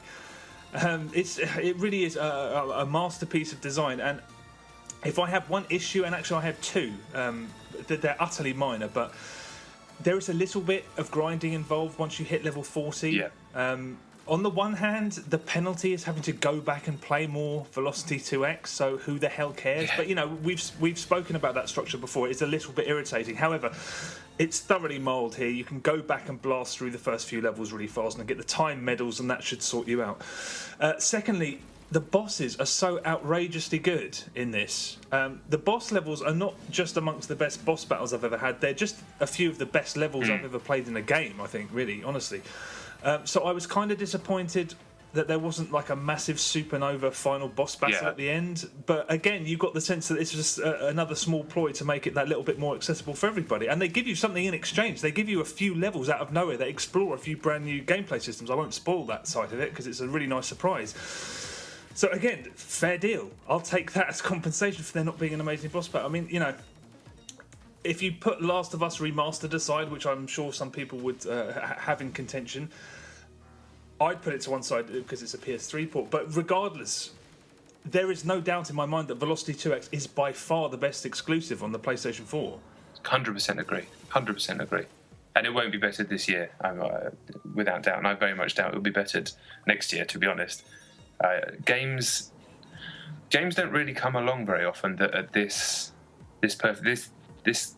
flawless is the word that I'm going to use because I've used it since the first game. But Nintendo make games that feel complete in a way that most games can never feel, and this doesn't feel anything like a Nintendo game. It's stylish, and the music is kind of a combination of. Sometimes it sounds a bit like what they call Apollo 440 from the 90s. Yeah. Sometimes it's like a bit dubsteppy. Sometimes it's techno. All really good. Half of it's done by the guy in charge of Future Lab, James Marsden, and half of it's done by the guy who does the music for Killzone. I think I don't know if it's actually half and half, but they both do it together, and it's a really good soundtrack. But in terms of design and just a level of brilliance that is really rare. you can't go wrong. And what a treat for people to be able to get this effectively for free on PlayStation Plus. You said, I think, in a tweet not long ago that I'm going to paraphrase you, something along the lines of how nice it is that you won't have to convince friends to shell out for this masterpiece, because it's difficult to sell people on a game that they might never heard of. And if you watch footage of this game, it looks like a lot of games that it's not, if that makes sense. It looks like you've played a million shooters and a million side scrollers, especially in the indie game space in the last few years. Trust us, this doesn't play like any of them. It really, really doesn't. It's something completely unique, completely of itself, and at times genuinely mind-blowing. As challenging as you want to make it, as you said, but also as accessible. It doesn't even make sense. Just go and download it immediately, and I promise you will not be disappointed. I promise. Bumping me? That's a bumping me. Bumping me? Yeah. What are you talking about? Like, oh yeah, fuck Dave. Let's just play John. Let's ship John in. Oh, I just thought I'm it'd not be nice genuinely upset. I'm joking. Okay, well now you can tell me about Velocity 2X. What do you think about it? Yeah, I mean it's really good. I am very early on in it. It was only my number 8, but and I'm finding it really hard to get into the flow of the space ship levels. I find it really easy to get into the flow of the platforming levels, which are fantastic, like really good. But I'm not really getting into the flow of the spaceship levels, which is just something that I'll get with time. Do you know what I mean? Because at the moment I'm sort of fluffing the controls a bit and just accidentally crashing into things and boosting too quickly and flying into an enemy and stuff like that. Yeah, don't rush at first. I mean, like once you know the level, just don't rush it. That's the problem, isn't it? Is that you've got that counter on the top left, and you feel like, right, I'm on a race. Fucking let's do this. So I've just got to slow down a bit. But for what I've played, I mean, it's just perfectly pitched. Do you know what I mean? It's quick but can be slow. It's got challenges that seem they don't blow your mind or boggle you too much. I'm sure they do later on, but at the start you're like, okay, well, everything's numbered, it's all laid out in front of me, but they're still challenging enough to make you think about how you're playing. The bosses seem fun, and it's just an excellent little game. Really like it. Good. How far through are you? I think I'm 15 levels in, I think. Yeah, so I think there's a bit where you can shoot in either direction of the spaceship, but you can't do that from the start, can you? No, I think you unlock skills as you play. So yeah. Right. Yeah, I've got a lot more to play, put it that way. And the good thing is I'm really willing to play it. I'm really looking forward to getting back into it. But it only come out on PS Plus yesterday, so I've not played it for too long. Well, don't worry too much about beating times and stuff on your first playthrough, because once you get to a point where you have to go back and play a few and get a few speed medals in order to progress, you've got so proficient at the game that you just end up acing things without realising it. Yeah. So yeah, don't feel the need to rush, because that'd be a shame. Yeah, I think it's my mentality more than the game. I'm thinking, right, there's a countdown timer, let's go fucking mental. Yeah. Yeah, stupid. All right. Well, that was my number 2 officially. My number 1 then is a game, PC game and Mac called Mega Coin Squad. It's made by one of my favourite British developers, Big Pixel Studios. They do iOS games primarily and some other. They do Flash games and other bits and pieces. But this is their first proper Steam release. And what it is, it's a arena style platformer. So you're not going from A to B. You've got a piggy bank in the middle. This is the single player I'm talking about. You've got a piggy bank in the middle, loads of coins everywhere on this randomly generated arena level, loads of enemies, and you've got to collect all the coins without getting touched by the enemies 3 times and bank them in the piggy bank in the middle of the level. So, there's that risk reward thing there where basically in between levels you get to upgrade, and you've got to complete challenges on each stage to collect gems and spend them on upgrades, but you can't pick and choose what you upgrade. It's all done by like this, like in Mario at the end of, is it Super Mario 3, where the the star comes up and the flower comes up and you've got to hit the block. Yeah. See, it's like that. It's a timing thing. But you unlock like double jumps or super powerful dash attacks or all sorts of stuff like that. It's just so brilliant. Like, it's just so perfectly designed that everything in that game just makes you really hate yourself when you die and not the game. You go, but like the amount of times I slap my own forehead as hard as I can because I'm just thinking, why didn't I bank earlier? Why didn't I, dash when, or why didn't I shoot when I should have dashed? And all sorts of stuff like that runs through your mind. It's incredibly frustrating, incredibly hard, and all the better for it. I mean, my first playthrough of the single player game took about 7 hours. Now, there's only 4 worlds, and each world has 4 levels. But every time you die, you go back to the start of the world, so you don't go right back to the beginning. But the second world is a real sort of difficulty spike. But once you get over that, the third world seems like another one, and then the fourth one just takes it to the next level. Each stage is designed to completely fuck you. So, like, by the end of it, there'll just be big pools of lava either side of the piggy bank. So unless you get the jump exactly right, you'll fly into that and lose a life and all your coins and stuff like that. It's just really, really good fun, really challenging, and those guys really know how to put a video game together. My favourite iOS game is Pyroblocks 2, and it's simply because the gameplay is so perfect for a match and free game that it just took over my life. Then they brought out games like Off the Leash and Land of Panda, which is also amazing. Definitely check them out. And just the gameplay is just perfect. It's just perfect. There's not. I try and think of ways to improve it, and I just can't. Like, they know what they're doing, and thankfully they've kept that up with Mega Coin Squad because it's just so much fun to play. But its single player game is more of the added on bit, although it doesn't feel sort of tacked on.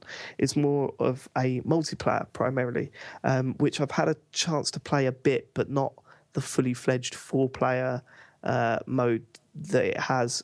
You set up tournaments basically, and it feels a lot like Towerfall, but so you're shooting and jumping on each other's heads and all this sort of stuff. But there's that, and there's also objection based Towerfall style gameplay. So like one of them will be try and bank as many coins than anyone else. So you're basically all 4 of you in a single player game, but you're all battling over the coins in the stage and trying to bank them before anyone else does. There's another one where there's one huge coin and you're all battling over the one huge coin to bank. The other one, there's like a rainbow thing that you can pick up and run around with, and whoever's holding it for the longest time wins. It's just excellent. It's so good that I can't recommend it enough. It's like £11 on Steam, and you'll get enough playtime out of it to fully justify that. I'm really excited for him because it's been great to sort of see a company or a development team like Big Pixel really put effort into something and not sort of dip their standards and continue it onto PC gaming. It's exciting to see, and hopefully it does well for them. Why have they made the jump, do you know, from iOS to PC? No, I mean, they didn't really explain it. It just seems like the natural progression, really. They're an indie development company. They're not, although this one is published by Adult Swim, so maybe they gave them the funding to do that. But I know they've been working on it for a long time. The first time I saw it, I was excited. Like, I could see what they were trying to do because the art design is a little bit like a bunch of action heroes have burst into the Mario world.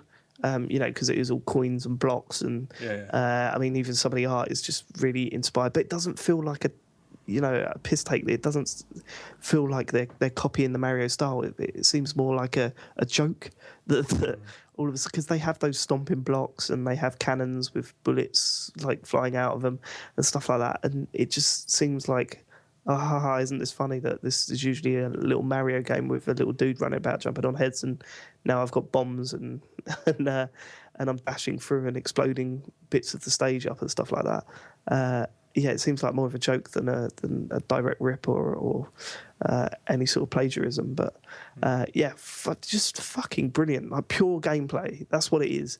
And I really need to get 3 other mates together to play some multiplayer properly, because from what I played, it's incredible. It sounds like it's got like scope to appear on consoles, doesn't it?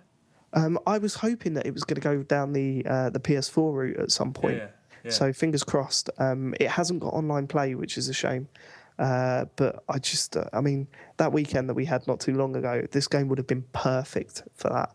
You know, we were absolutely taken aback by Towerfall, and to play a game of Towerfall, which is brilliant, but Towerfall is Towerfall, and that's it. That's what you get.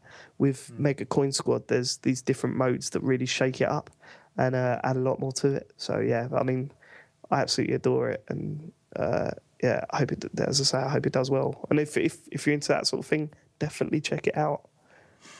When did it? How long is it? So it's newly released. Yeah, about 3 weeks, I think. Okay. 2 or 3 weeks. There's no word on how it's done so far. No, how do you tell? I don't know how you tell. You can't. I mean, I suppose It's the got only good gauge. reviews. Yeah, it's Giant Bomb covered it, which is a big deal. So yeah, they did like a quick play or whatever. So check that out on YouTube, because it's on there. Yeah. No, the only way you can really gauge, I suppose, is if the developer talks on Twitter about potentially mentioning how it's done. But I guess if they haven't done that, who knows? Who would know? No, they would have to be like a Chet talking about Titanfall, wouldn't they? Just have that sort of arrogance to really sort of talk themselves up like that. It's not arrogance if you can back it up, boy. There you have that. Okay, right. Well, my number one is Velocity 2X, but it's the Critical Urgency DLC pack. Okay. Which came out on launch day. In short, it's 6 additional levels for about, I think it's £1.99, so whatever the equivalent is in dollars, I'm not sure. But to avert any potential misguided ill will, FutureLab said over Twitter that Sony requested this DLC after they'd already handed in 2X, so this is not part of that game stripped out to fleece people. It's genuinely extra content. It's huge anyway. The main game is massive. Yes, I can't imagine them. Yeah, it doesn't.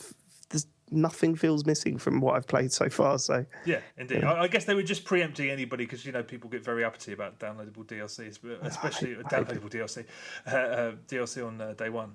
So I guess they were just apprehensive. But incidentally, regarding the fact that 2X has debuted on PS Plus, I've seen loads of people on the internet say things like, "I still can't believe I got the first Velocity Ultra for free, and I wanted to give FutureLab my money, and now I can't." Well, buying this DLC is one way of sort of donating effectively, but there is a donate button on their website if you're still keen on sort of... That's the funny thing, those people suddenly go completely quiet when they say stuff like that.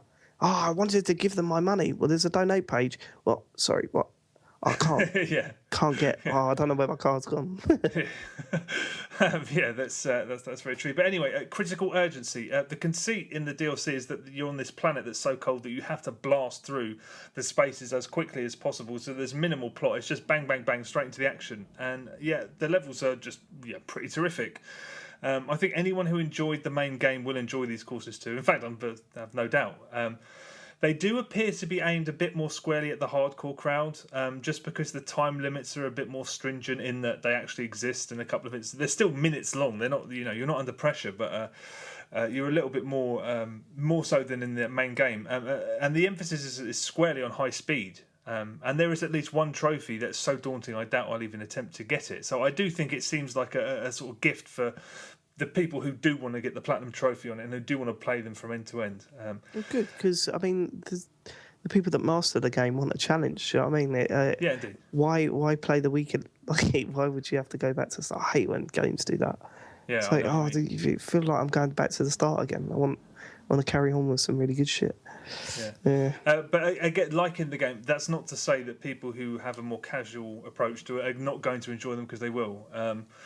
I suppose the only real question to be asked is about value, because I played through all of these levels in a little less than 15 minutes, I think, but they categorically are not supposed to be played once. So if you're a player who maybe enjoyed the sights of 2X but didn't go through the levels any more than once, you probably will want to ignore this DLC, but everyone else should get it. I mean, it's a bit more of Velocity 2X, and who the hell doesn't want a bit of that? Can hit game. We don't give scores, obviously, but I'm pretty sure John and I would have given that a 10. We don't give scores, but I give it a 10. Yeah, cool. I'm actually disappointed because we're at the end now, and you didn't have FIFA 14 on your list. Do you want to broach that briefly? The only thing I wanted to say about it was just to give a taste of what it's like playing with you online to your listeners, where it's literally the most amazing thing, where a man will constantly ask you questions about the sport, and each question's better than the last. Like, why don't they introduce a black card which completely bans them from ever playing football again?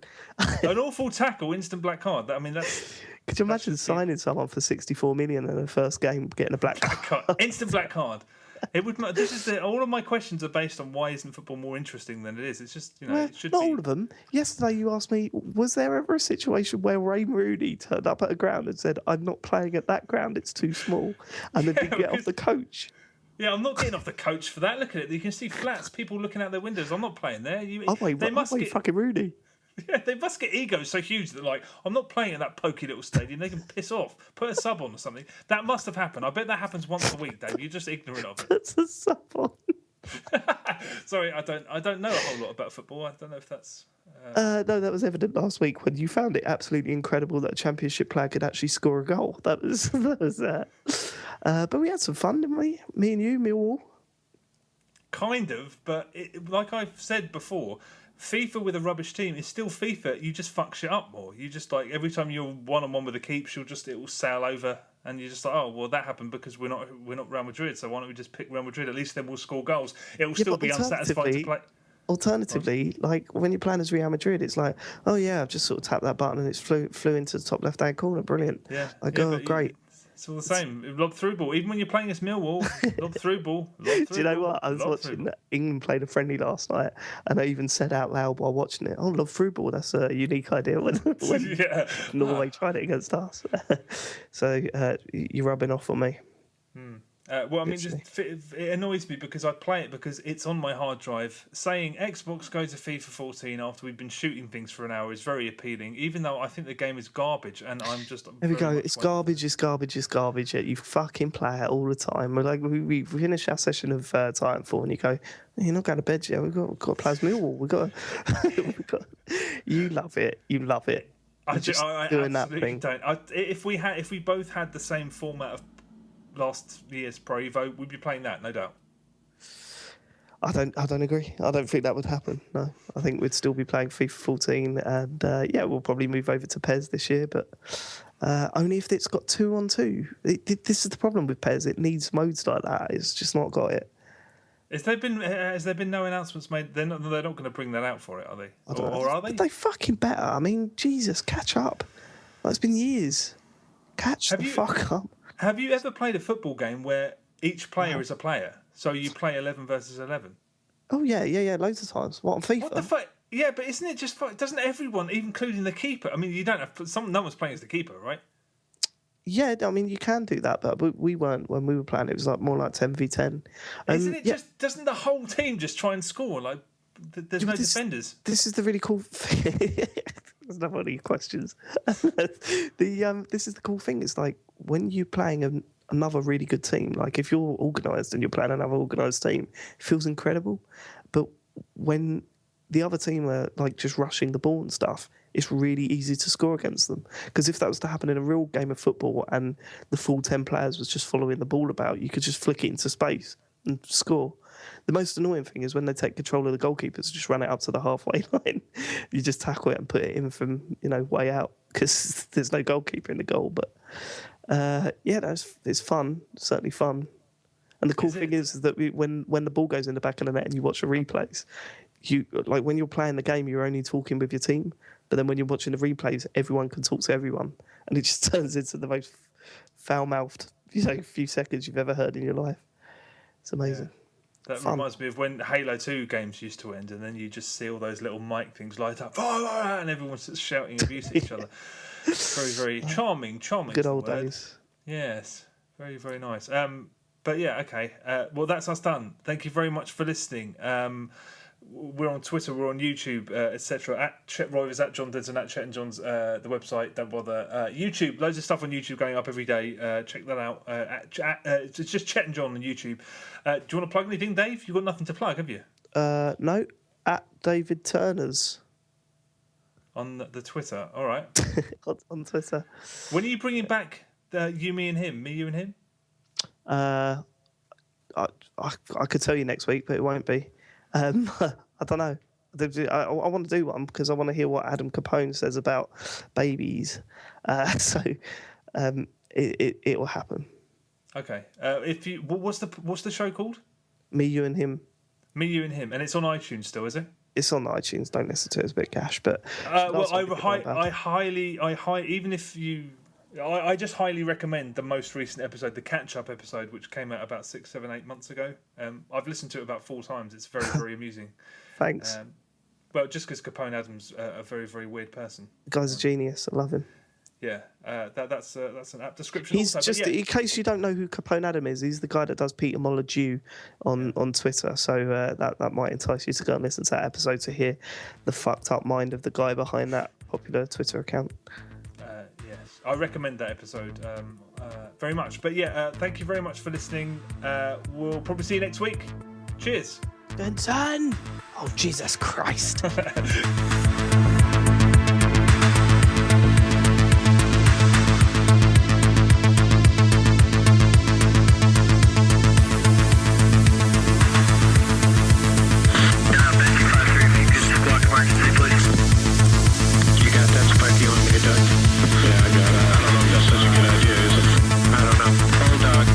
Is that a good idea right where we're at? Okay, now you've got fire coming out of your engine. Looks like it's falling. What's falling? Well, it looks like you got sparks and shit coming out of your engine now. Okay. Bulldog? Okay, I'm having a more serious problem now, okay?